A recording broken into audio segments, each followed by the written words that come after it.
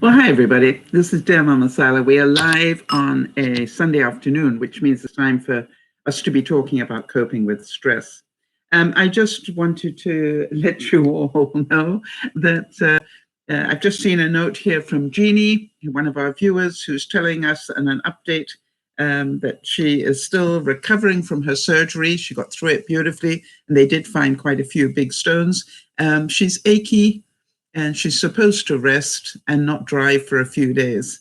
And the medications that they put her on have made her really dizzy. So she's calling herself a dizzy dame. So I just thought that that was, really nice. I'm really happy to hear that she's over the operation and now on to recoup. And of course, as we all know, the next couple of days will probably be a little bit more painful because the anesthetic will leave her body. And I know that she's prepared for that. Let me just plug in my phone here at the same time. Um, so what I'm hoping for is that you all had a wonderful weekend. I certainly have been very busy, and you'll hear more about that. Tonight, what I'm going to be talking about is about how can we de-stress our lives by giving ourselves habits that work for us better. And I say work for us better because I think we've all got habits. There's no doubt about it. We all have them. But I am looking, as you know, at making tiny changes along the way to completely change the things I want to have a dramatic change on. Now, you will remember back in September, I wanted to improve the number of steps I did a day, and I got myself a secondhand Wii, W-I-I machine, and started playing with that.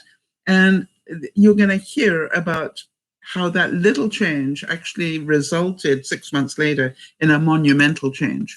And I'm going to really talk about the ones that I'm presently changing to take the next steps forwards from there. So in tonight's broadcast, we're going to be talking about how to de-stress your life from simple new habits.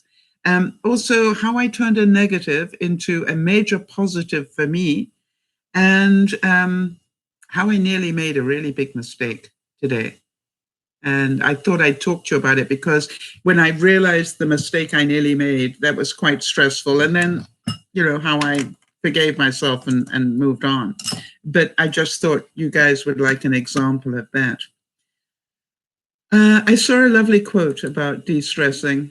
About changing your habits. And what it said was, depending on what they are, our habits will either make or break us. We become what we repeatedly do. We become what we repeatedly do. Beth, if you're still with us here, I want to say that I think about you and your company, the Dollar General, quite a bit.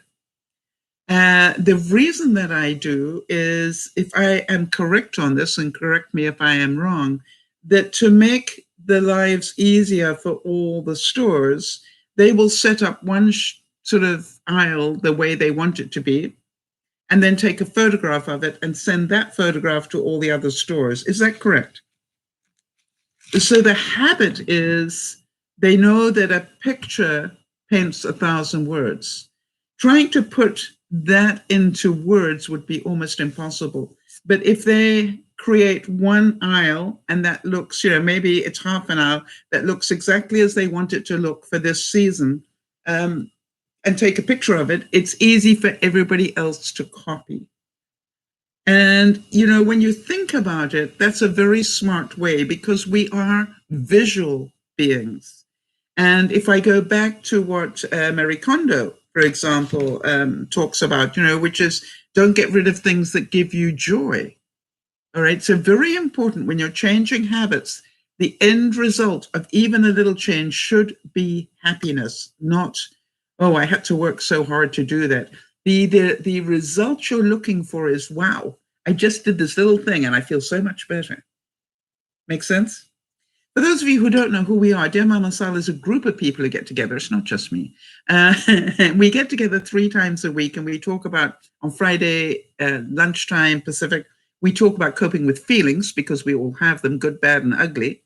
On Friday evenings, we talk about coping with our lives in general. And then on Sunday afternoon, we talk about coping with stress because we all have it.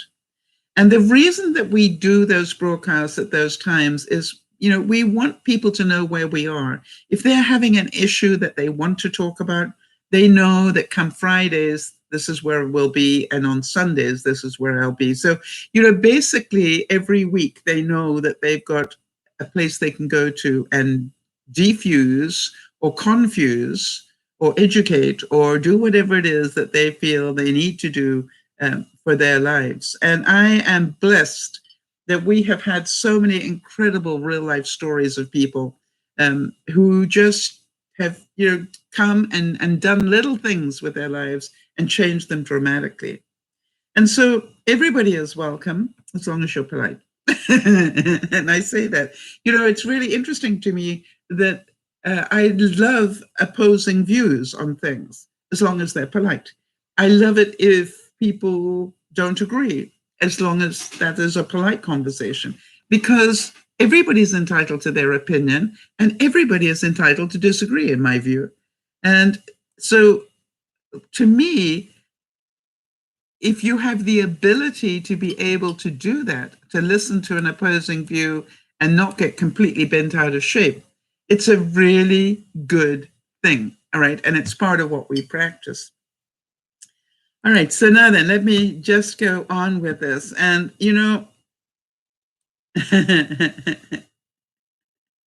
there are times when you just wonder what on earth life is bringing you.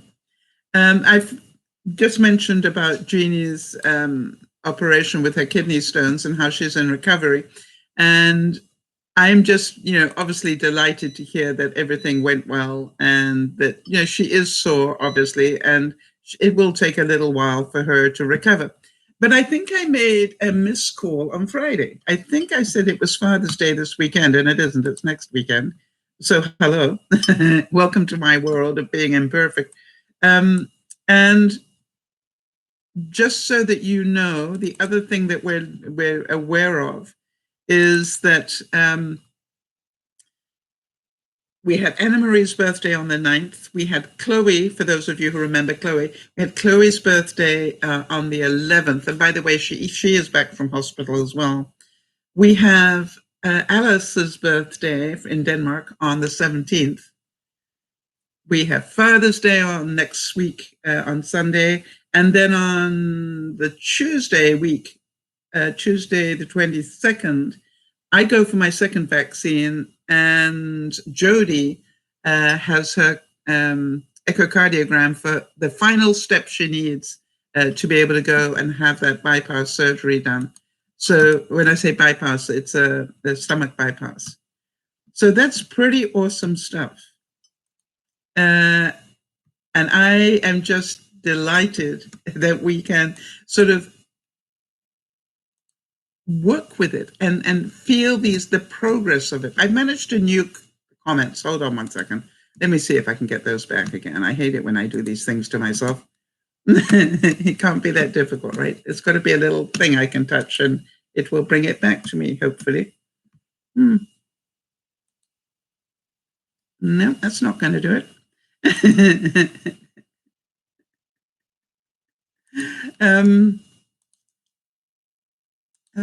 Okay, now last time I did that, I got a clever trick, and the clever trick was to call it up, but it must be possible from here.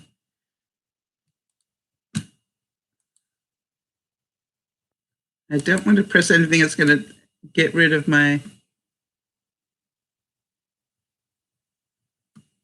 I don't want to get rid of the stream. All right, so I'm going to do it the old-fashioned way. Hold on one second, everybody, because I do like to see the comments that are coming in. Bear with me.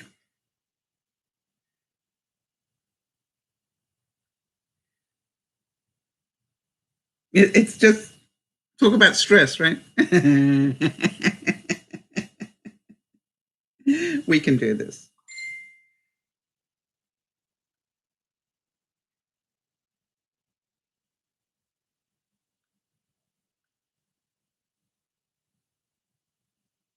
I don't have that,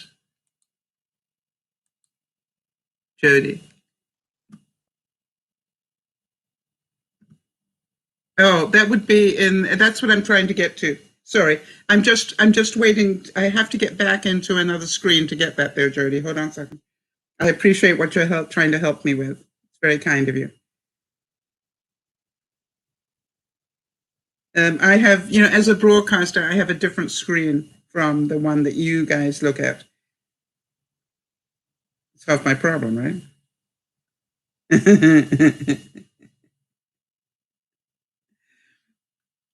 There we go. And then, of course, now I've got an ad. We're nearly there, people. Hang on.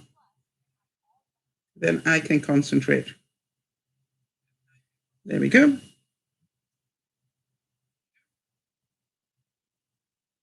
Oh, now I need to turn the sound off on that. And then we go. Okay, there we go. All right, so, phew. All right. And that was a bit stressful. Don't know how I did that. Interesting, though. Another thing to learn, right? After all these years, you'd think I'd know all these little what do you call them, hacks to get out of stuff like this. But that one, I do not know how to create that. I literally must have done it with my mouse, is what I'm thinking. Never mind. Let's move on. Bear with me. Okay, here we go. So here's the first quote I wanted to give you, which is, forget inspiration. Habit is more dependable. Think about that. Habit will sustain you whether you're inspired or not. Can you think of a habit where you do something you don't particularly want to do every day because it is a habit? In other words, the habit sustains you. You don't have to think about it. You just know that every day you're going to do that because it is a habit. What I was talking about at the week on Friday was I very rarely have my watch run out of battery. And the reason is I have the habit of, when I sit down in the morning for my first cup of coffee, when I sit down for my first cup of coffee, I automatically take off my watch and put it on the charger, and I put my phone on the charger. Why? Because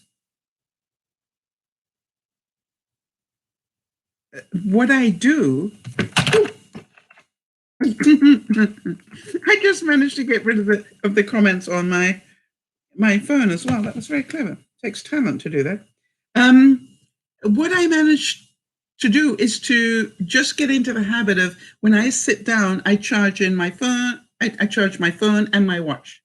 And I normally, at that first time that I sit at the computer, I am normally there for an hour, right? It's my first wake up cup of coffee. I'm doing emails. I'm sort of looking at what things I have to do today and all that sort of stuff.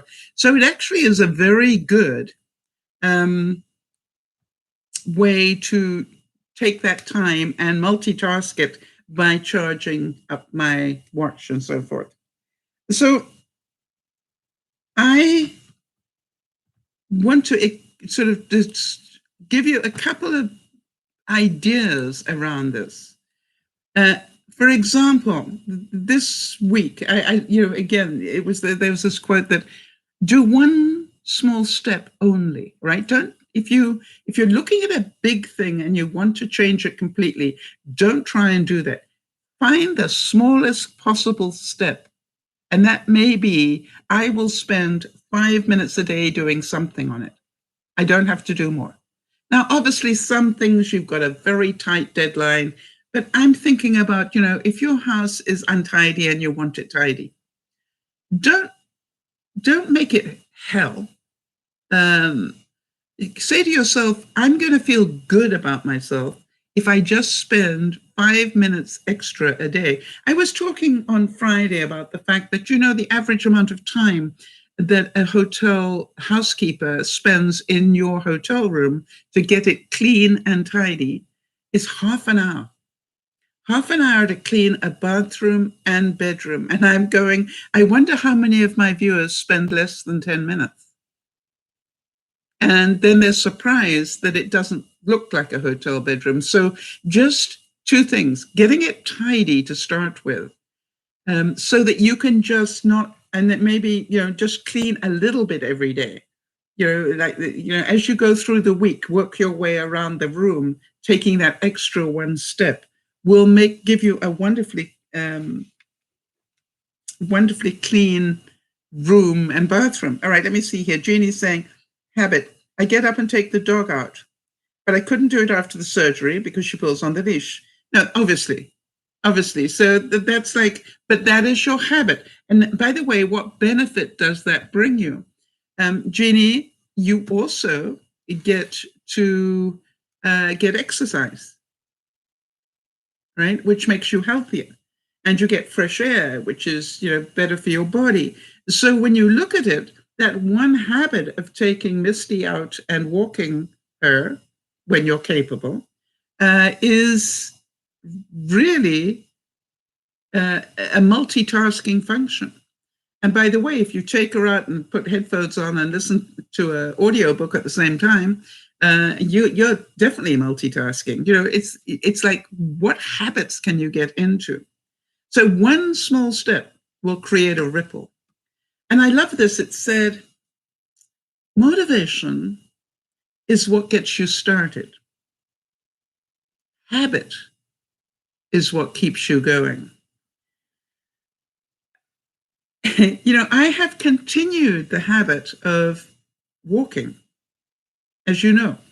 And but I haven't continued the habit because I made myself do it. No, I continued the habit because I kept increasing the habit just a little bit. All right. And now I have a new sort of minimum that makes me feel good. If I do this much, I will feel good about myself. And again, we'll discuss it in a second. How many of you were on the broadcast last week where I talked about the fact that I had a bit of a run-in with a neighbor? And that created a lot of negative energy with me for a split second. And then I let it go.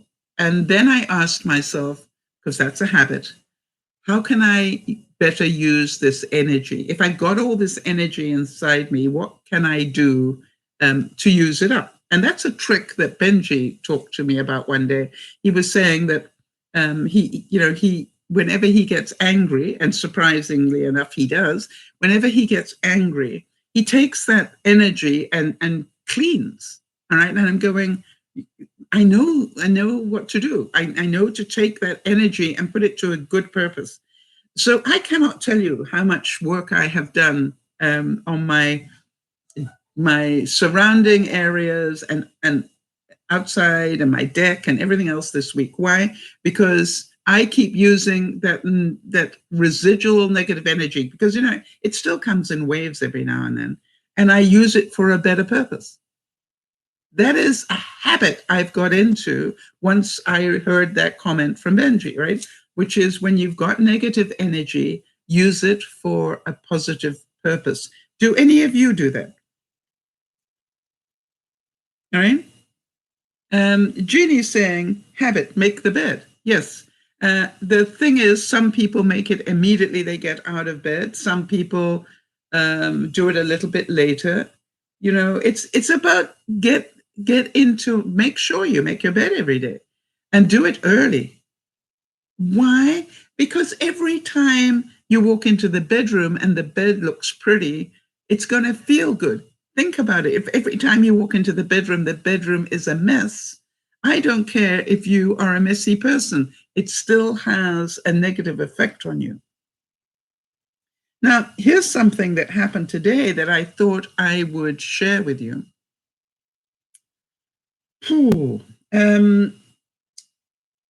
What happened to me was that I got a a text message yesterday from somebody that I had not heard from for over a year.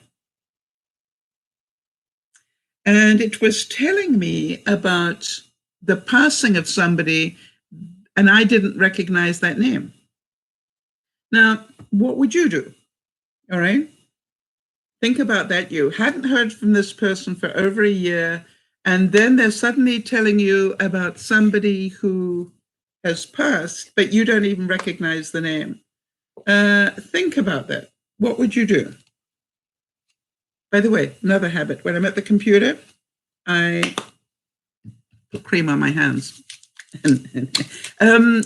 So my first thought was, I haven't heard from you in over a year, and now you're telling me about somebody that's passed that I don't even know about.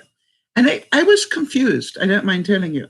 So I didn't answer the text. This morning, another text came through from the same person. And then I said, with my new habit, what haven't you thought about? What haven't you thought about? And I thought, why is this person reaching out to me? Maybe they need my help because of the passing. Maybe there's something I can do, even though I don't know this person. Perhaps there is something I can do to be of assistance. Now, do you understand? I had to go I had to go past me, and you know that my new habit is to try and see both sides. And I thought, boy, maybe they're calling out for help and I'm not answering it. So I texted back and I said, I'm so sorry to hear about the loss.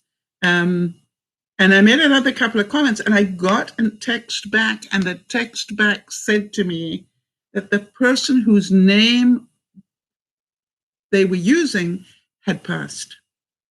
In other words, the person whose name I recognized on the text was the person who sent the text, but that person was the one that had passed. I just didn't recognize the name that they used for him. And the person who was actually texting me was his wife. Now, how do you think I felt at that moment?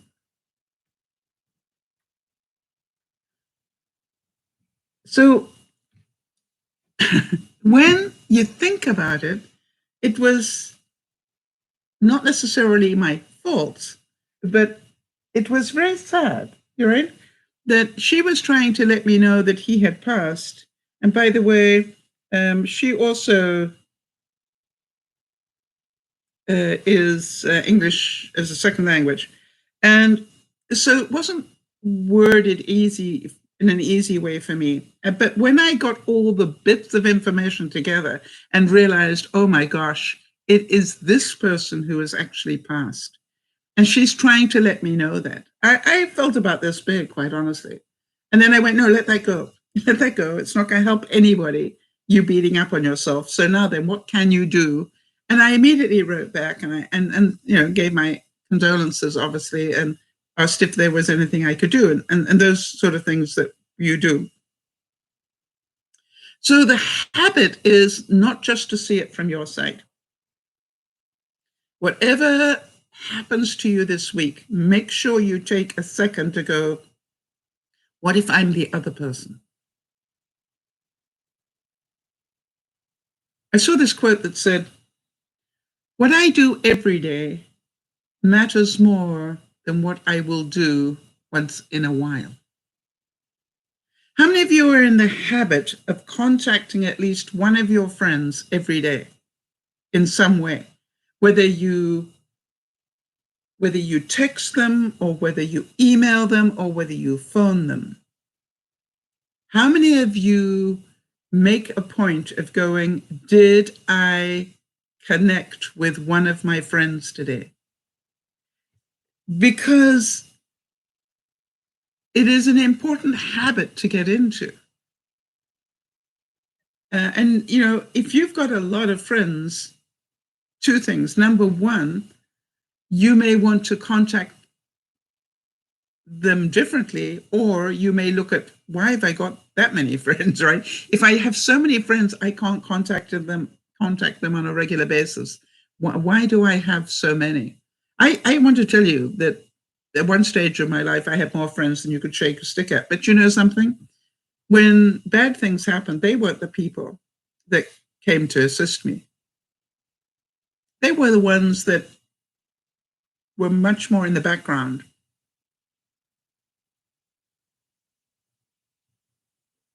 That actually had no interest in what I did for a living or how I could impact their lives. It were the people who genuinely cared about me that were the ones that were my friends. And I want you to remember about that. Yes. And Jody's saying, that's a habit of mine. I contact a friend every day. Hi, Jody. It's just like, and now here's something else that I thought about. You know that I make a point now. I graduated from doing 2,000 steps a day to 3,000. I managed to work my way up to, it took a while, then up to 4, and then up to 6. And now I'm up to 8,000 steps a day minimum. And by the way, this week, just so that you know, let me just make sure that because the week ends on Saturday for my steps. Last week, I did 65,379 steps. That's a lot of steps. And I only went out walking. Think about this one. I only went out walking a couple of times. I think 3 times. So what has happened is not only has my step count changed, but I don't necessarily have to go out and walk to get those steps in. All the energy I was using tidying up the deck and the outside and everything, I was doing steps. So as I say to so many people, if you want to increase your steps, increase how clean your house is. You will increase your steps. Make a point of for 10 minutes a day, clean windows or, baseboards or whatever. You will increase your steps. Make a habit of not going to bed until the kitchen is completely tidy. Why? It uses extra energy, right? It makes sense. But, it's a habit and it's not easy. That I've got a television set that I've got on wheels that I can rotate it so that when I'm in my kitchen, I can also watch television. And that's part of what I do. I'll be binge watching something at night. And I go, I really should go and clean the kitchen. Yeah, but I'm busy watching this. And I go, that's no longer an excuse. Turn the TV around and watch it while you tidy up. And it is possible to do. It's a multitasking thing. Now, you know what I was thinking of? If I wanted to actually use more calories, but not necessarily walk a whole lot more, is there a new habit that you can think of that I could do, right? Is there a new habit? And think about it. And I thought, you know what I've got? I've got a backpack. What if I put a couple of cans of soup into the backpack? And I could start with small cans of soup, the Heinz size, or Campbell size, rather, and then work my way up to the bigger ones, the chunky soups. But if I carried those, now I'm already carrying my weight, that's quite a lot of energy, but, I could actually improve my posture at the same time. How many of you can just feel that by wearing a backpack, my posture would be the benefit? I found that with the poles, I'm walking straighter. But if I had that extra weight pulling me back, I would walk. I'd probably lose some chins as well. Does that make sense? It's a little change that could make a big difference to my posture and my balance and all sorts of things. How many of you know that I enjoy my flowers? And I make a point every day of actually going and enjoying my flowers. That's what I do. And I wanted to give you an update on that. Some of you remember the rose that I showed you last week. This is called a Lady Gardner rose, and it's a very special one. And it's so pretty, right? You got to admit, that's a really pretty rose. And the interesting thing is that it changes color. This is after a week of being in the house. It is a pale pink. I think you can see that. Okay, hang on a second. So what I wanted to show you was last week it was peach. And so what it does is as it gets older, it changes color. Now the one at the top there, this one is a peony. Don't get confused by that one, totally different plant. But you see how it starts off a light peach and then goes to a light pink. I think that's so pretty. Do you see that the habit of going out and checking on these every day brings me great pleasure? Now, here's my next question. When I have them out in my garden, my neighbors are enjoying them. So, do you understand that part of me yesterday looked at them and went, they would bring me far more pleasure inside my house for my enjoyment than outside my house for my neighbors' enjoyment. They've had them all week.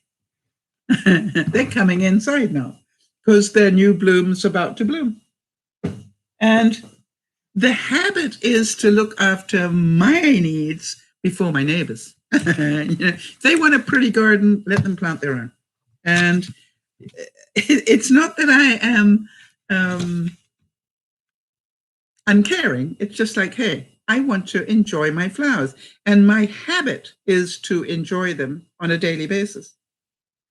So, but I find what is interesting is how the flower is constantly changing as it develops in life. And I've thought, isn't that true of us? We are constantly changing. But what I love is the base color doesn't change. In other words, it is a pale peach to start with, and it ends up a pale pink. You know what I mean? It's just the little bit of tinge to it is what changes. That it's still a pastel color, and it's absolutely beautiful. So my question again is, did any of you create a new habit this week that you can give me feedback on? Did any of you think about a new habit or a big task that you need to do, or even a medium-sized task, it doesn't matter, that you'd like some help about thinking about what small change could I make that would help me, get this done? And if so, let me know. The same thing as I was thinking, what thing can I add to my walk that would, at the moment I walk with poles and I'm multitasking because I also listen to an audiobook while I'm doing it. I've got lots of things going on, and I stop and chit chat to the neighbors. So it's a social time for me now. I don't worry about the time that it takes because so many neighbors stop and talk to me. And, to me, that is more important than the time that I do. I'm going to move on to decluttering because that's always a topic that we talk about on Sundays. And I want to know, did any of you have any achievements in your decluttering this week? And while you're typing about that, let me do another quote. Brian Tracy said that successful people are simply those with successful habits. None of us want to believe that. People with a lot of money have a lot of money because the things that they do make money, or when they make money, the things that they do with money, the habit of what they do with money makes them more money. I am amazed. People think that, all the rich people, just have it easy. They don't. They don't at all. They work hard to create wealth. And it is a habit. And most of us don't know it, and most of us don't practice it. And I often wonder why we don't spend more time teaching those sort of skills in our schools. All right. It's like, this is how you do it and do it well. And have examples of somebody, who had a little bit of money and did this habit and then ended up being a millionaire. Kimmy's saying decluttering is going slowly. That's wonderful. The reason it's wonderful, it means that you're still doing it. I'm very proud of you, Kimmy. And you see, that's the whole thing, is that a habit is something that you keep doing. You don't have to have ultimate success in it in order for it to be considered a success. What is the success is that you're still doing it. If you went to court and the judge said, Kim, are you still decluttering? Do you have any evidence to prove it? You can go, oh yeah, yesterday I put 3 things away.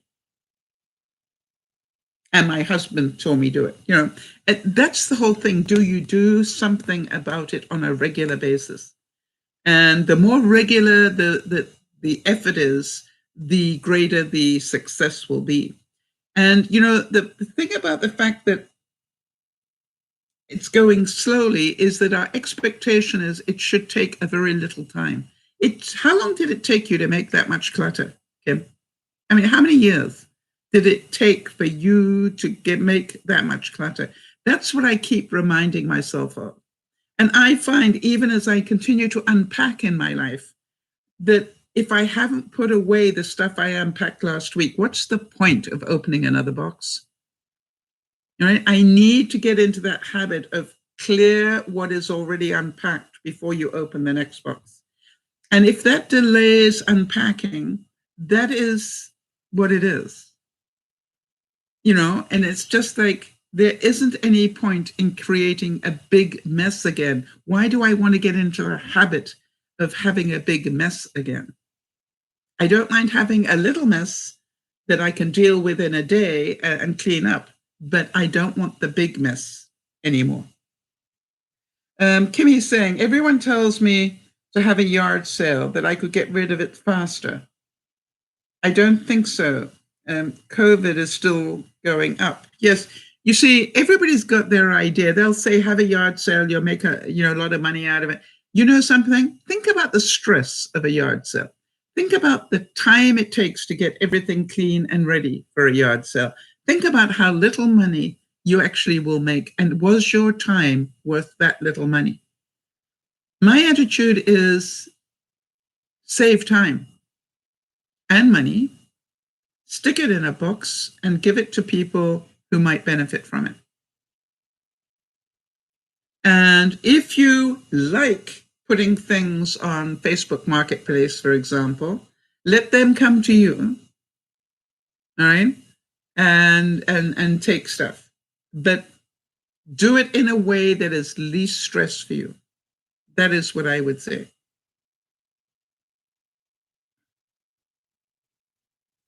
Yes, and Kim saying the clutter is my business. Yes, and it's your responsibility. You made it. So it's, but I keep looking at it and going, what one thing could I do this week that would bring me joy, at the end of the week? You remember on Friday, I said I've got that tea and coffee cupboard. And if I could get that emptied and sorted into, the bottom shelf, I use it every week. The center shelf, I use it every month, but not every week. And the top one is, I rarely use it. That would be give me a lot more pleasure. So you know what I've done? I've left that cupboard door open. So every time I go into the kitchen, I go to close the cupboard door and I go, no, Sal, there's a reason why it's open. Because after the broadcast, you're going to empty it. And then before you go to bed, everything's going to be back in there again. Even if you sit and watch television, while that's happening. Does that make sense? That's the new habit. Yeah. And right. And Kimmy's saying, oh, hang on a second. I misread. I actually didn't misread it. I misread the emphasis. Kimmy's saying that her clutter is her business. In other words, that's how she makes money, is with her clutter. Now, I didn't read it that way. It was the same words, but the accent should have been on something different. That is so funny. Thank you for the correction there. The clutter is my business. All right, so the question is, Cami, can you have a more organized clutter? What system? Yeah, and you don't have to do it. Just, while you're sitting in the washroom, whatever, give thought about what can I do to make that clutter tidier. All right, so I still know what I've got, and I still know what needs to be gone. As a matter of interest, does it make a substantial amount of money for you? Because there are two things. One is that it's a hobby, and the other is that it's a business. All right, and a hobby, you will do it anyway, regardless of whether it makes you money or not. But I've often wondered, do you make a business out of selling stuff? And do you buy it and then resell it? Interesting to know. And, to me, I know some people who do it, and I've often wondered, is it worth your while? It does, in terms of the time that it takes and the risks that you take and so forth. Now, I wanted to give you a little bit of an update about remember we said the one habit that we could get into for decluttering is to take one item a day and put it in your donation box. I got a couple of comments on that. One of the things I found is that it sometimes takes me one or two purchases on Wish to find the size that actually fits me. And I had a horror show go on this week where I bought some shorts. And I especially went up, I first of all saw what size they said I should take. I then went up one more size. So I thought I was pretty well covered. And guess what? Those shorts arrived this week, and I bought two of them. Those shorts arrived this week, and they were about 2 inches too small.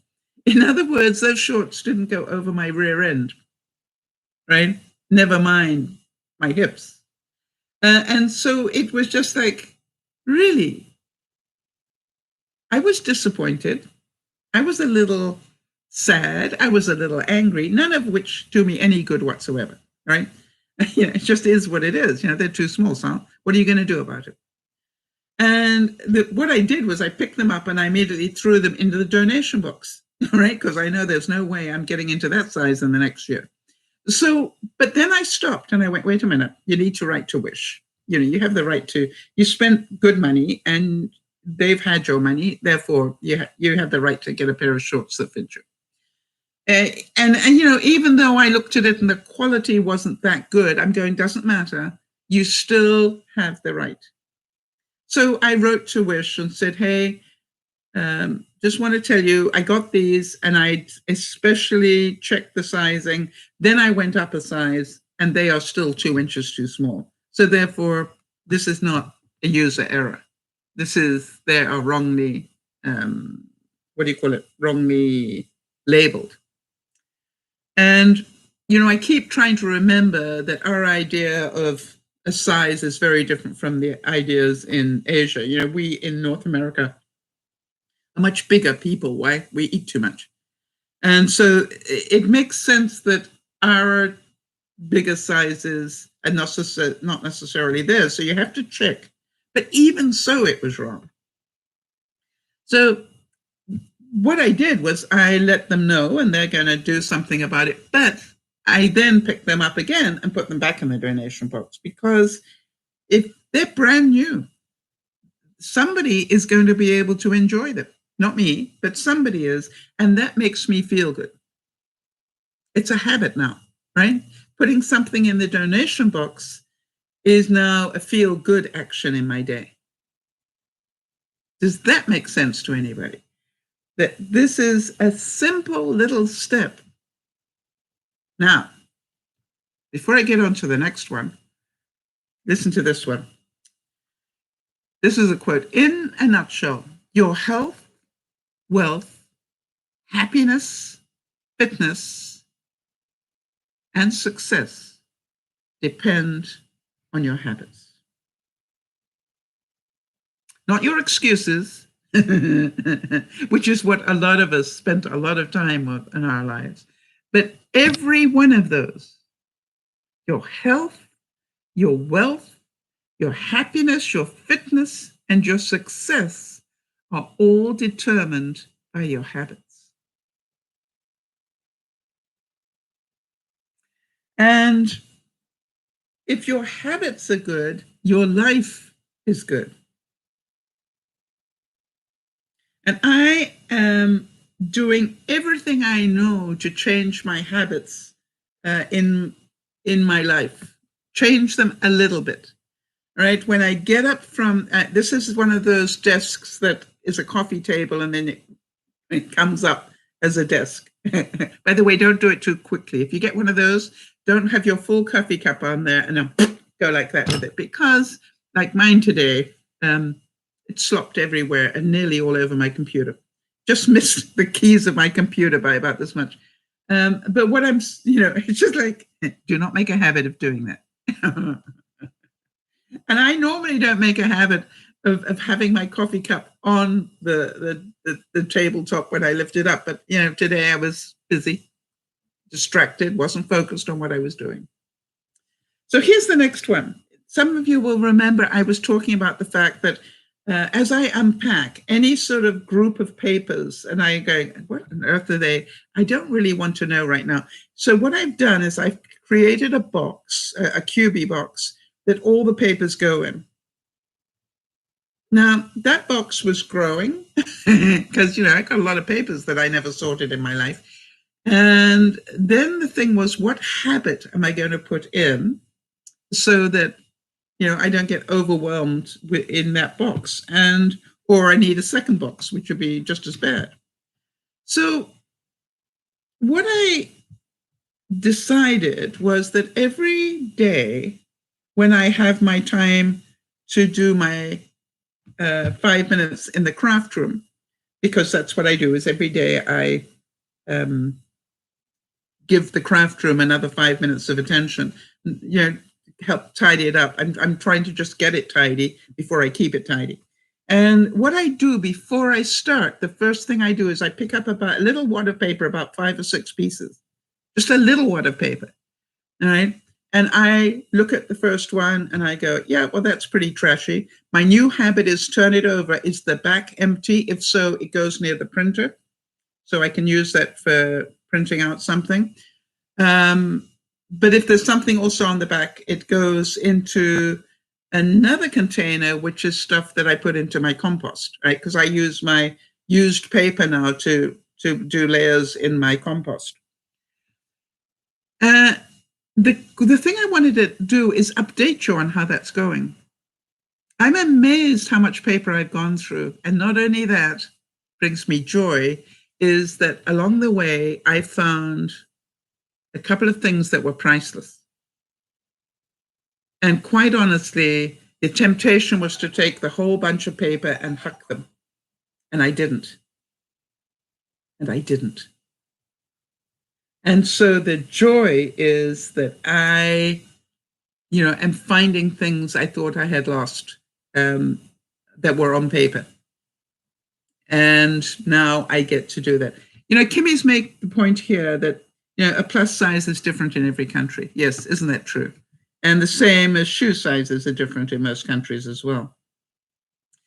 And Kim's saying, I save my bills for 1 month now, and then it goes into a shredder. I only keep really important papers. Well, how many of you got into the habit of taking pictures of your bills so that you would have them and, maybe keep them in the cloud? But what I'm noticing now is that the cloud storage used to be free, and now they're charging quite a bit for it. So good habit, Kim. Well done. So yeah, I actually keep my papers for 7 years. I've got to be quite honest. That's a habit I got into as a business person, because any bills or anything for me It might be business related, so I keep them for 7 years. But the trick is I don't have to keep them in my house for 7 years.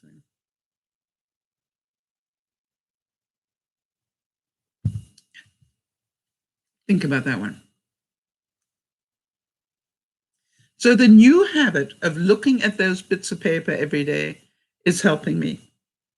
The pile of paper I have available to use in my printer for just scrap printing recipes and stuff like that is growing, which will save me money. It's a habit that will save me money, that brings me joy. But also, I think I've literally only actually destroyed about 4 bits of paper all week.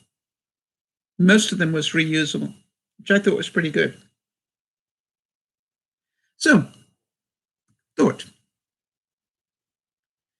Now, this is a Bruce Lee quote that I've probably quoted before, but to me, it's one of my favorite quotes about habits. I fear not the man who has practiced 10,000 kicks, but I do fear the man who has practiced one kick 10,000 times. In other words, he became a master at that kick. Why? People, how many times do people say, oh, you're so lucky to have that talent? No, you are talented because you kept going until you got talented. And people seem to think that a talent is something that's bestowed upon you. People who get top grades at school, they get them because they study more than the people who don't. When I say study more, they study more intelligently than the people who don't. Some people will study twice as much and still not retain that information. But the point is that on average, the more you study, the more you will learn. People who start off life being not properly educated, when I say properly educated, I never got a chance to go to university. I don't know if that surprises any of you. I never got to go to university. In England, it was a right and a privilege, one that my parents could afford, as it so happened, but my mom was a bit dysfunctional and she thought university is where they trained communism, so I wasn't going. And so, but it never stopped me from continuing my education, right? I've always been a learner. I've always been fascinated with psychology. I've always been fascinated with, political things. I've always been fascinated on a lot of subjects, and I just continued to teach myself and read and listen and talk to people with more knowledge than I had, and so forth. And so learning is a lifelong habit with me. How many of you feel you're a lifelong learner? And some of you have spent a lifetime learning more habits about how to cook. Great cooks are not born. Great cooks spend time learning how to do that. Now, talking about these little habits, here's the next thing. The next thing is, I've got a whole box, in fact, a cubie full of pens, markers, pencils, and stuff like that. Okay? And I was thinking, what is the easiest and most efficient way to get rid of that cubie? How many of you think I need to sort them out, into pens, pencils, markers, whatevers, all right? And then do something with them? What do you think? I started to wonder whether that's actually make work project. I wondered whether I should go through and decide how many pencils do I use in a year? Or how many would I like to have on hand? And pull out that many pencils. And then how many pens do I need? What do you reckon, guys? How many pens do you think I need for a year? I've already got a few working, so maybe a dozen. And you and I both know that half the pens I try are not going to work, so I can just huck those as I'm doing that. But what if I allow myself a dozen pencils, a dozen pens, and markers. Again, how many do I need and how many of them actually work? So what about that for a habit every day? Also, it's also in the craft room as it so happens, but every day what I will do is I will finish with the papers and then go to that QB and go, okay, 12 pencils, grab 12 pencils, put an elastic band around them and put them away neatly. And then the next day, get 12 pens that work, put an elastic band around them and put them away neatly. And then, can I donate pens and pencils?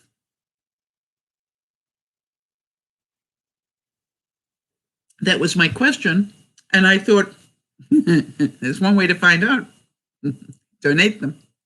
Now, if they don't want them, what are they going to do with them? Throw them away. But if any of you, can you understand that's going to take me far less time, far less effort, and bring me far more joy more quickly. You know why? Because if I put all those leftover pens, pencils, and stuff into a Safeway bag and tie it up and throw it in the donation box, I've got a free QB that I can now neatly put something else in. Do you understand there's a benefit to that? And I can get to the benefit very quickly. I can get to the benefit in 3 days. Makes sense. It's a different habit.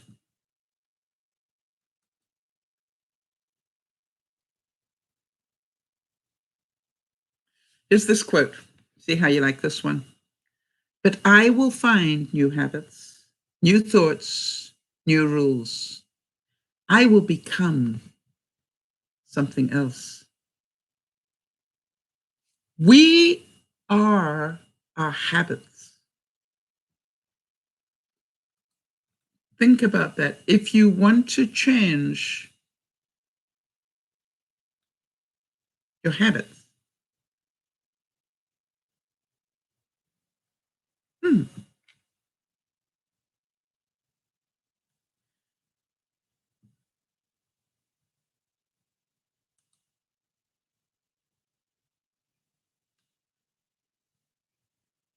if you want to change your habits, I've just found, this is really weird. I've just found the notes, but I've lost the stream, I think.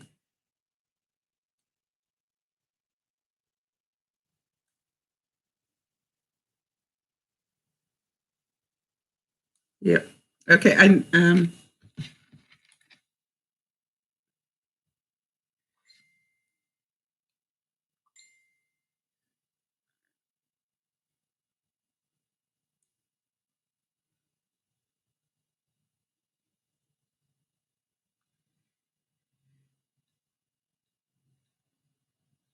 just going to check.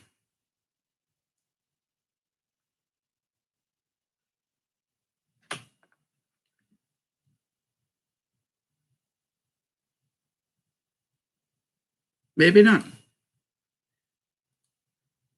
No, there I am. Okay, but hang on a second.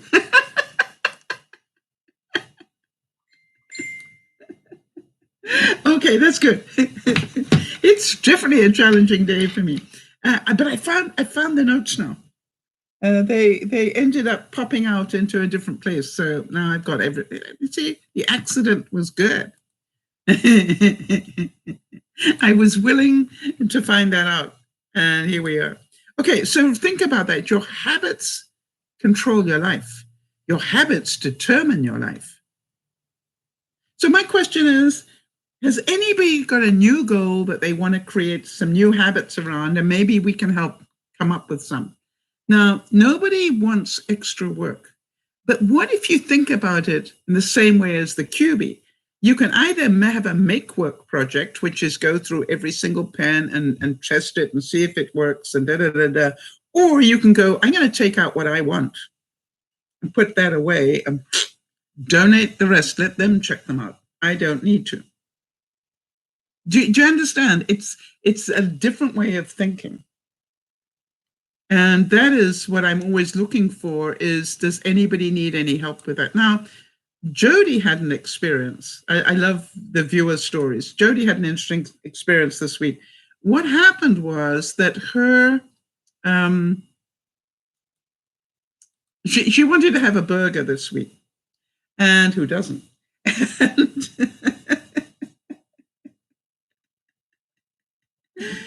she sent Lionel off to go and get a burger, and it was fine. And Lionel brought it back, and she opened it up, and there was a bite out of it. And Lionel assured her that he had not taken that bite. Now, the first thing we all think is, yeah, what would you do? Some of you would cut off the bite mark, whatever, and eat the rest. But Lionel was incensed to go and go back to McDonald's and, say to them, hey, this was wrapped up beautifully, but guess what? When we opened it up, there was a bite out of it. Now, there is a chance that McDonald's would not believe him. But, quite honestly, there is a bigger chance that they will. And therefore, what he did was actually, tell them the truth, and they believed him. And they ended up not getting just the burger, but with other things as well for free. So the habit of looking after yourself, all right, of getting what is fair for you is a really good one, because nearly always when you stand up for that habit and say, hey, I am worth more than that, you end up with more. Makes sense. Standing up for a few things with the restoration people that I said, hey guys, I deserve better than this. You know that. I know that. So can you make it happen? The interesting thing is, by doing that, I ended up with all sorts of things added to the list that I didn't even ask for. And each time I just smiled. I smiled because they agreed with me that I'd been given a substandard in some areas. They didn't do it, but the tradespeople did. And what they did is they then supplemented what I was about to get before they finished.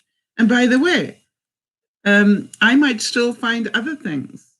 It is my job to decide when this job is finished, even if they want me to finish it more quickly. Does that make sense? It is my job to decide when it's finished, when I am happy. So there we go. If you remember, it also challenged my integrity, because what they said to me was they wanted to give me so much money for what was in my freezer. And I thought that was a little bit more than what the stuff inside the freezer was worth. I got to be one of the few people that would say, well, wait a minute, I'm not happy with that. And the guy said, well, how much do you think it's worth then? And I said, less than that. What was in there was probably less than that, more like $350. That's my integrity. And so guess what the answer from the guy was? Sal, how about $500 for what was in there and the inconvenience of it all? I went, okay, if that's the way you want to do it, yeah, I'll take the $500. And why did he do that? Because I've been pretty fair, firm, and friendly about it all. That's what I believe. All right. I haven't been evil and nasty and calling people names. I have tried to stay very calm and organized. Yes, I agree with you, Beth. Beth's saying now with inflation, it would cost you more to replace. And I did think about that when I did that mental calculation. But how much more, Beth? Maybe $50 more, 100? So, yeah. So it ends up that 500 would have been about right, I guess. Now, I had an interesting thing happen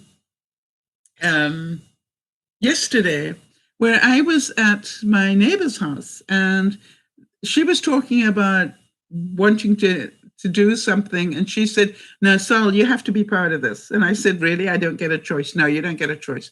Why do I have to be part of this? Because she said, you're the only person I know that can tell somebody to take a hike and have them enjoy that journey.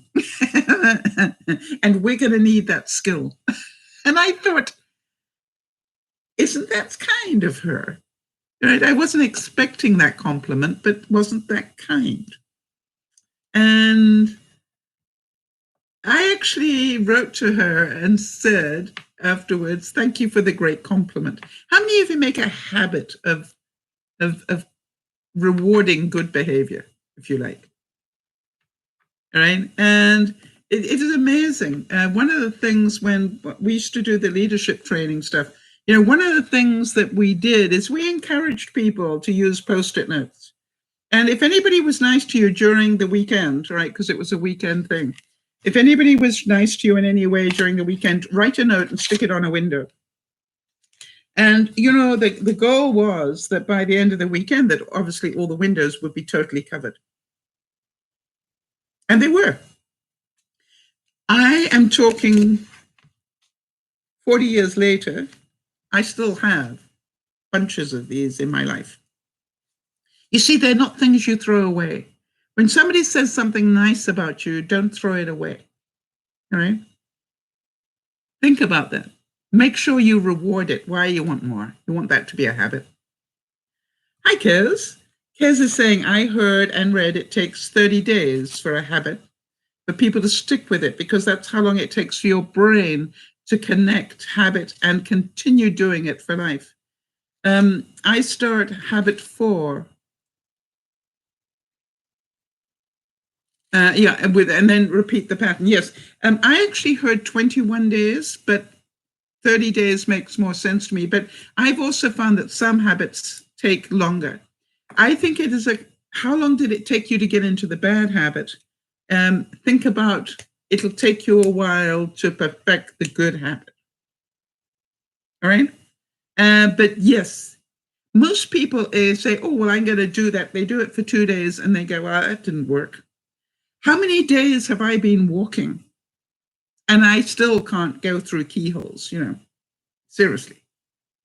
I looked today, and I don't know if any of you can believe this, from the time I bought my Fitbit, which I think was a year ago last July, from the time I bought the Fitbit, I have done over 1.5 million steps, people. Surely I should be being able to be sucked through keyholes by now, but no. Why? I spent a lot of time putting this on. And the interesting thing is, it's not coming. I'm noticing that it's now not coming off my weight. I have noticed that my waistline is beginning to drop.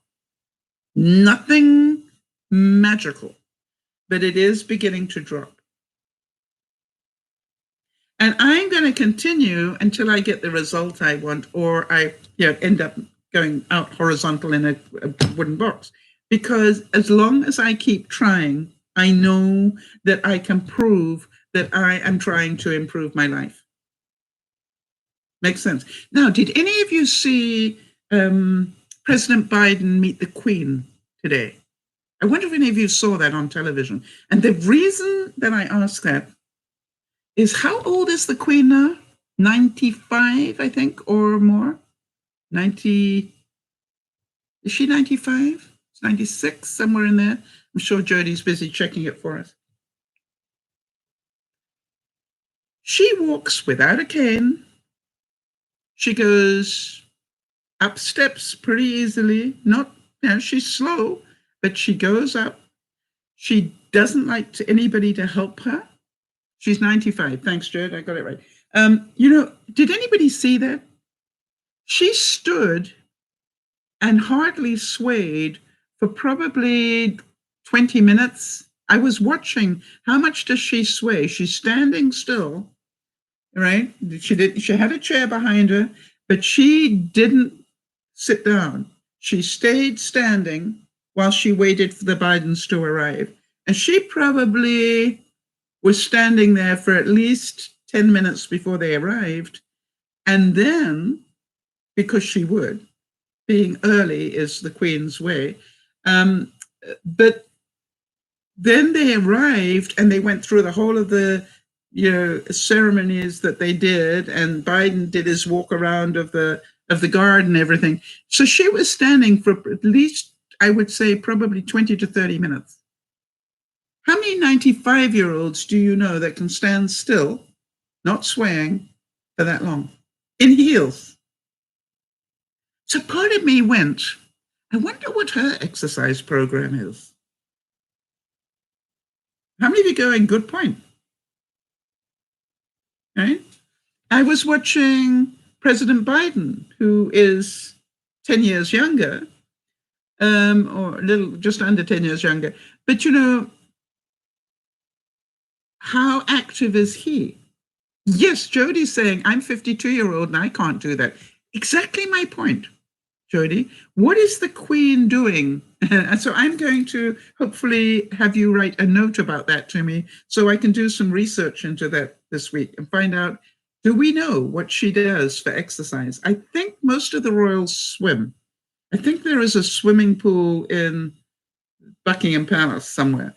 But because or in Kensington Palace, maybe it's not Buckingham Palace, because I know a lot of the royals, the junior royals, swim for exercise, because that's one of the things they do. But it'll be interesting to know what she does at her age, because she's obviously doing something. Maybe she has a physio person that comes, 3 times a week or something. I don't know.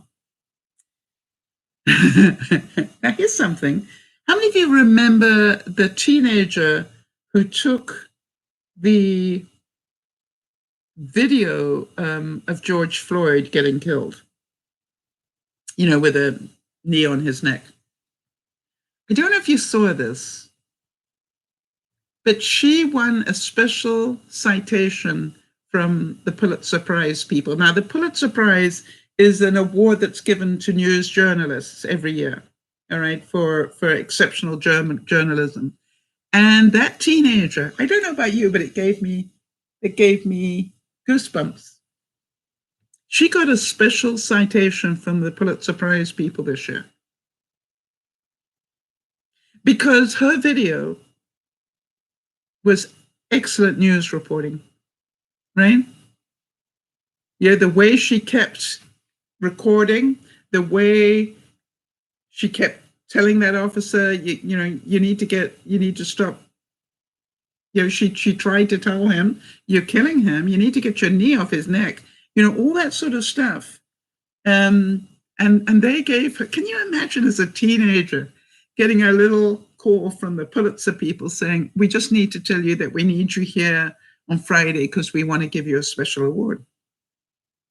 I don't know about you, but it was like,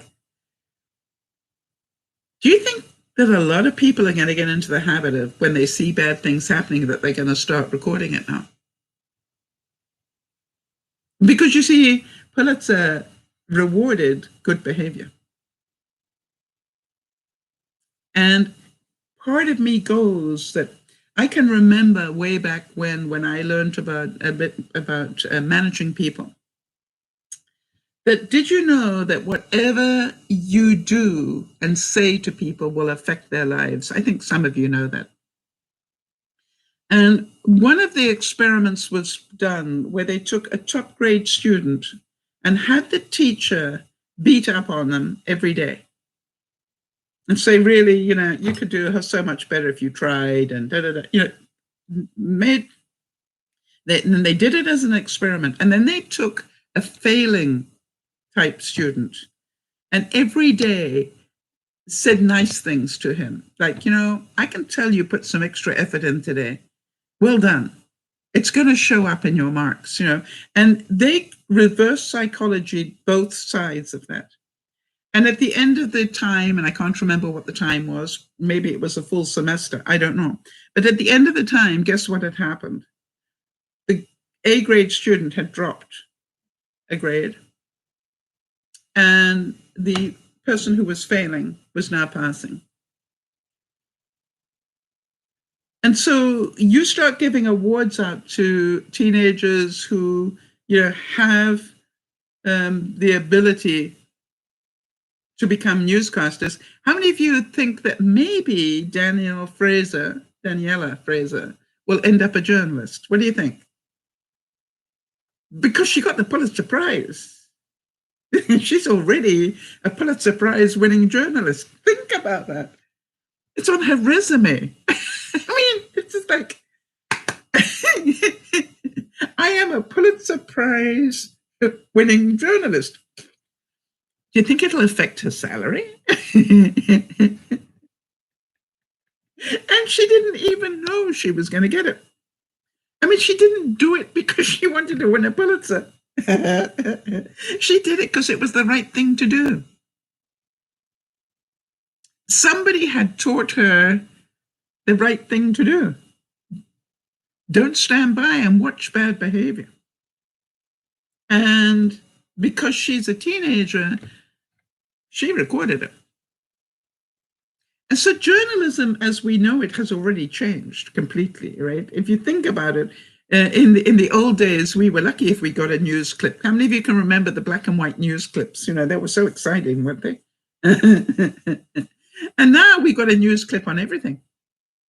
Why? Everybody can record it.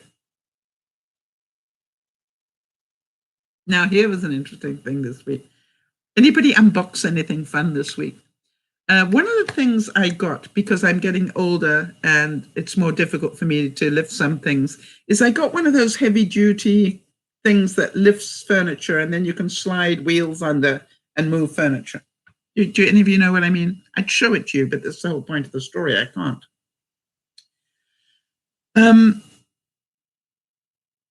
I got it. It arrived yesterday. And the funny thing is my neighbor has to empty their bedroom so they can have a new carpet fitted.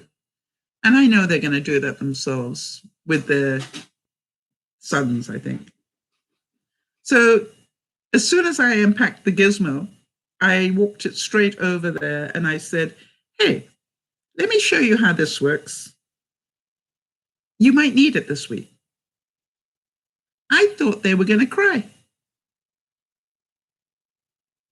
And she said, they're only coming on Monday. Can we keep it for a few days? I said, absolutely. I've lived without it my entire life. Another week's not going to make any difference to me. How kind of you, she said. And I said, yep, that's who I am. You know, it was just like, think about it. It was such an easy thing to do. But I mean, with all due respect, do you think I felt good about doing it? You know, I'm not a noble person. Do I get some benefit out of that habit of doing nice things to people? I always think about Jeannie and Jody and everybody else, you know, and Beth and all of you that do nice things for people. You know, you feel good when you do them, don't you? That's why you keep doing them. If you felt badly every time you did it, I think I got a hack this week, by the way. And be aware. I got a messenger note from somebody I haven't heard of for a couple of weeks. And maybe that's why I reacted the way I did with the other thing as well. And not a couple of weeks, a couple of years. I suddenly got a messenger thing. And I thought about it. I replied to it without thinking, but then I thought about it and I thought, you know, I haven't heard from that person for a couple of years. And why do I suddenly get a note? So I've got a new thing that I do. I write back and I go, this person's name was Jane. I said, Jane, if this is you, tell me something that only you and I know. All right. Now that, you know, we got a lot of history together. Therefore, tell me something that only you and I know, so I know it's you and not a hacker. By the way, I haven't had a response. Then I wrote an email to Jane. And I said, Jane, just want to let you know, I got a message from you on Messenger that I don't think you wrote.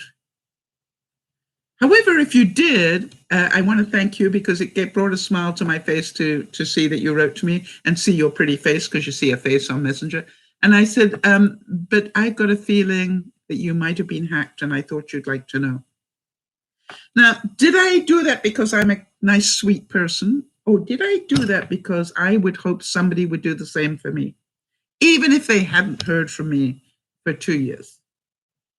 All right? You see, to me, it's about the golden rule: do unto others as you would hope they would do for you.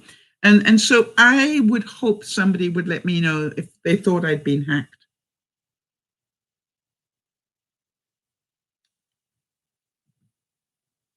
Get into the habit of doing nice things. Again, I would ask, how many of you have continued to notice a increase in food cost? And to be aware, don't forget, it's happening. Beth mentioned it as well. Remember, inflation is now climbing. And the more, I know it sounds strange, but the more that people go back to work, the more the inflation will climb. As they try and recoup some of the losses, quite honestly, that's what will happen. And so be aware, don't get angry about it. Just make different habits. How many of you are in the habit of having at least one day a week where you don't eat meat? Now, just so that you can save on meat costs. Or, you know, maybe you're doing things differently. Yes, Jody's saying, I'm shocked at some of the prices I'm seeing. But it is what it is, right? Therefore, you know, we need to get more clever. Does it make even more sense to buy the bigger, you know, the bigger cuts of meat, even though you might only be able to afford one a month? Buy the bigger cuts of meat. Why? Because you're going to get a better bang for your buck. You know, buy a whole chicken, even if you don't like the dark meat, buy a whole chicken and use the dark meat creatively. You know, put it in with pasta or something so that you won't notice it. You know, it's about be smart, because the cost of what I call, you know, buy cheaper cuts of meat and use your slow cooker more.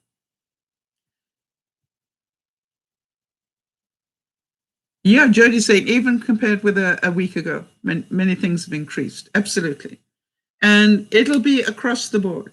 And it'll probably continue for years. I'm sorry to say that. I would love to tell you otherwise.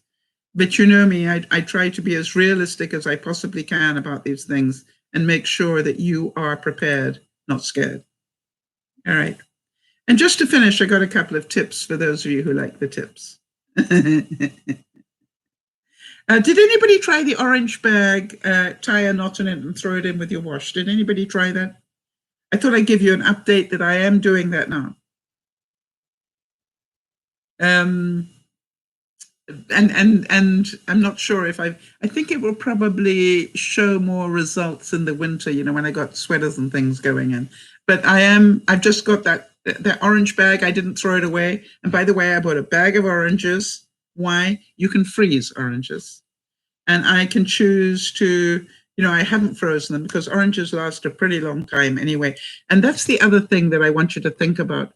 Buy fruits that don't go off if you're not going to freeze them. Yeah, you can buy raspberries, but you know that within a few days, you're going to have them in the freezer. All right, or you're going to lose them. What I found is that, you know, I can buy a bag of oranges. I just am eating an orange a day now, as opposed to maybe a couple of times a week. But a bag of oranges was a really good deal last week, so I bought it.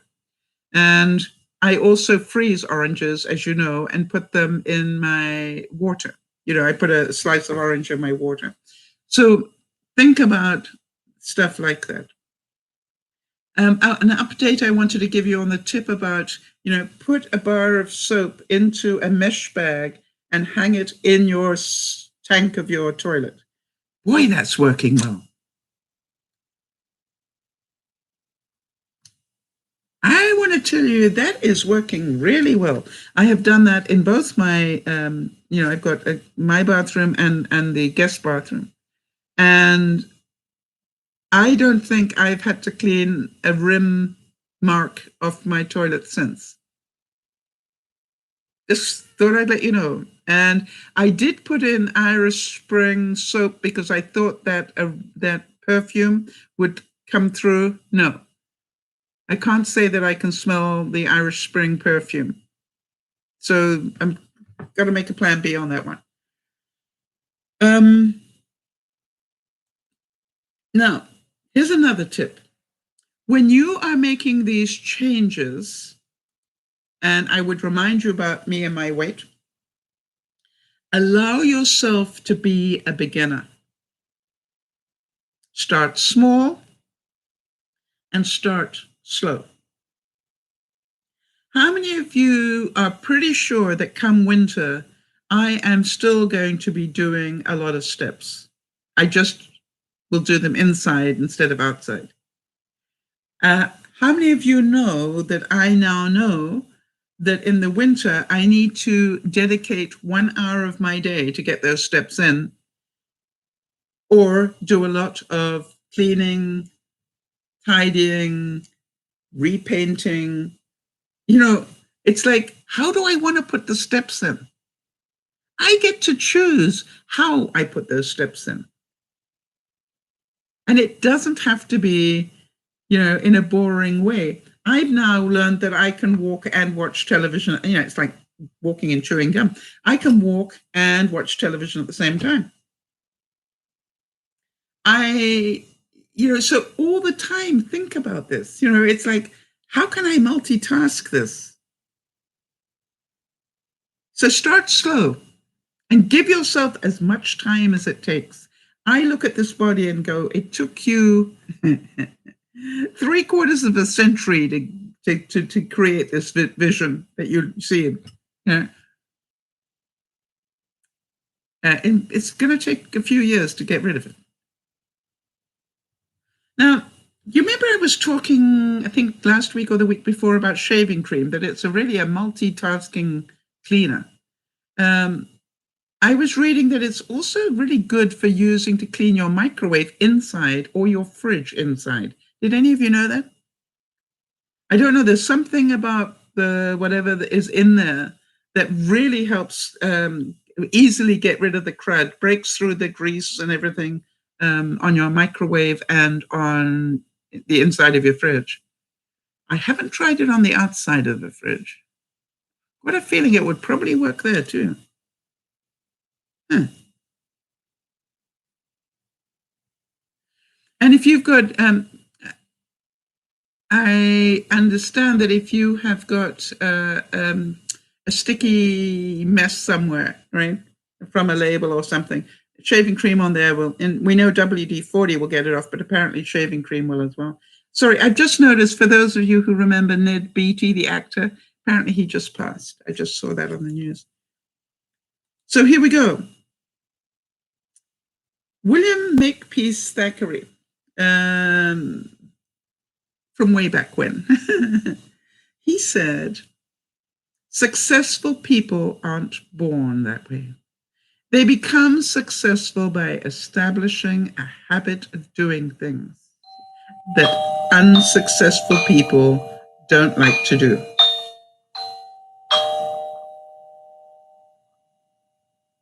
Think about that. They become that way by establishing habits that unsuccessful people don't like to do.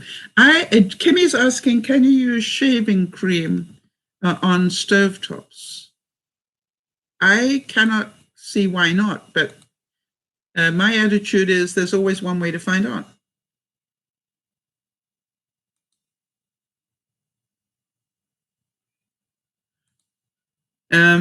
You know what I mean? There's a way to find out. And I've used it. What did I find? I've used it. A glass. I cannot imagine why it wouldn't work. I definitely have used it.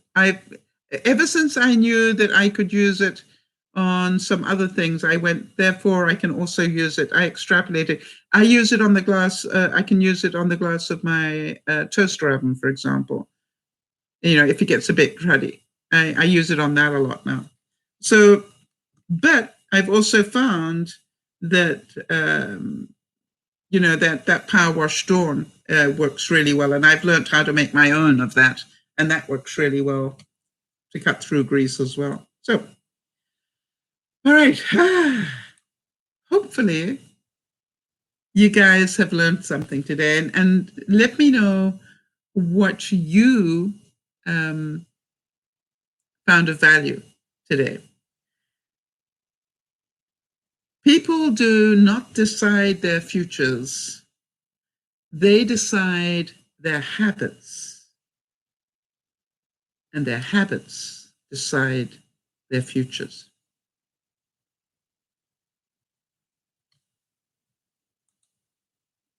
Get it? People's habits decide their futures.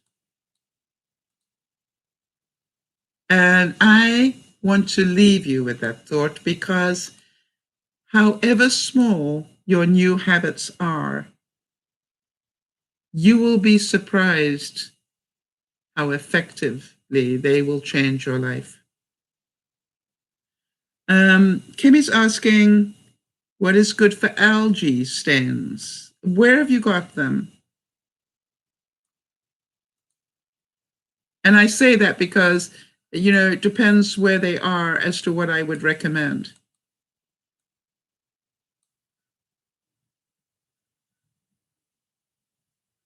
Ah, interesting.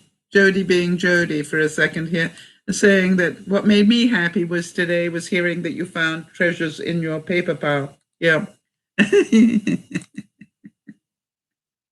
Okay, you got algae in the bathroom. Are you sure it's algae, not mold?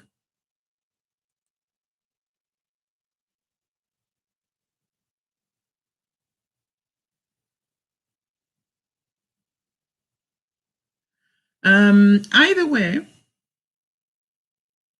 I would just Google it, Kimmy. There are so many different recipes on Google of what you can do. I personally find anything that is a mixture of a cleaner with bleach in it and just leave it on the stand for a while.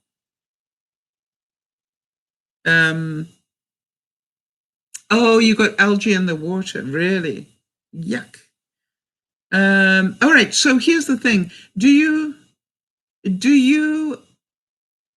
are you talking about the algae is on the bathtub? Is it on the everywhere?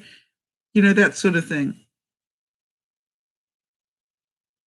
But, you know, because, you know, it's just like, I would definitely have a spritz bottle with a little bit of vinegar. Vinegar is the greatest cleaner and disinfectant for a lot of things, quite honestly. So a mixture of maybe a couple of drops of Dawn and some vinegar, and then fill up the bottle and use that. And, you know, if you find that you spritz it like that, I use that in my shower all the time. And I've got hard water, so you know that every drop shows on my big glass shower doors. But, you know, just a little bit of Dawn, a little bit of vinegar, probably about half a cup of vinegar, and then top it up. And if you find that that's moving it, you know, just put it on there, leave it for a couple of minutes, and then put the shower on so that the shower can, or the, you know, rinse it off, and then do it again. But do it every time you shower. Hydrogen peroxide is a good idea. Yes. 1-to-1, Jody's saying. Hydrogen peroxide and water. Yes.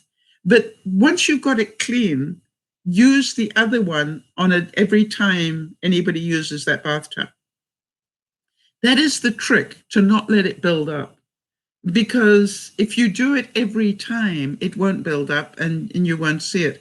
And get into the habit of wiping, you know, if it's there, it's also in your sink, all right, and your basin in your bathroom. So make sure you spritz that every day. with that solution so that it doesn't stay there. All right. And obviously drink filtered water or boil it. You know, if you've got that in your drinking water, you know, that's obviously what they call, you know, non-drinking water.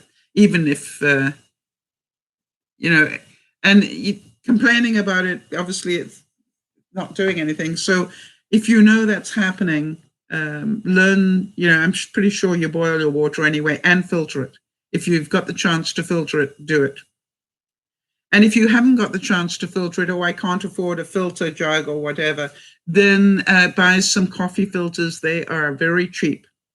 And, you know, put maybe 2 or 3 layers of coffee filters and, you know, boil it and then filter it. I don't think you have to necessarily buy bottled water unless, you know, your city is supplying it. I wouldn't buy it. I would do what everybody else in the world does that's in a third world country, which is you boil the water and then filter it in some way. And, you know, that would make it very drinkable. So you know, if you've got the money to be able to buy bottled water, that's awesome. But if you haven't, there are still ways of doing it, is what I'm trying to say. If buying it is cheaper and easier for you and you're happy to spend that money, be my guest. I'm delighted here. Anyway, but just keep it under control everywhere else. And by the way, if it's growing, think about this, Kimmy. If it's growing on your bathtub and in your bathroom, it's also growing in your kitchen. You might not see it the same way. It's growing in your dishwasher if you've got it. It's growing in your pipes. If you know, so think about the good reason to be using that solution every day. I would use it. I would clean my dishwasher out at least once a week, you know, and put vinegar or peroxide in my dishwasher and run a cycle with it. All right. Think about that. Anything that, you know, your cups will need to go through that cycle as well. Unless you're actually, your dishwasher tabs, that's a good thing to clean with. Did you know that? Dishwasher tabs are really a good thing to clean with because they break down all sorts of things. So maybe drop a dishwasher tab into a bottle and shake it up and spritz with that. There's an idea. I got to get out of here. By the way, I have chosen not to go for dinner this evening. I want some time to do some other things, like empty that cupboard. This is DearMamaSal saying, do the habits that will make your life easier. And the ones that are your habits you're doing that are making your life more difficult, have a good look at those. Do you really need them? And if not, start changing them. This is DearMamaSal saying, the stress in our lives, a lot of it is created by ourselves. A lot of it, we have no control over it happening. We need to either do something about it or let it go. This is DearMamaSal saying, thank you for being here. Bye-bye for now.